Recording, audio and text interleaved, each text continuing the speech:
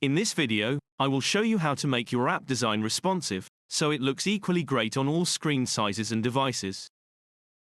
As an example, let's look at this simple app that allows users to predict their savings.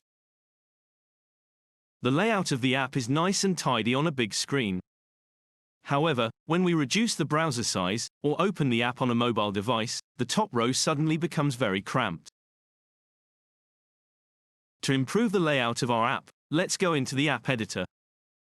Note that the element we want to change is a 4-column row, a design element which we took from the AirRange toolbar. To change the layout on small screens, we edit the 4-column row. In the editor, there are different layouts for small screens that you can choose from.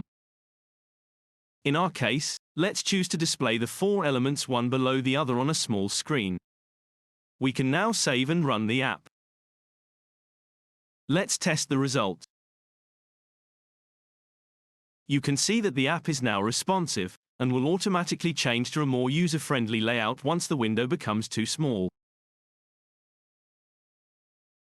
We hope this video was helpful.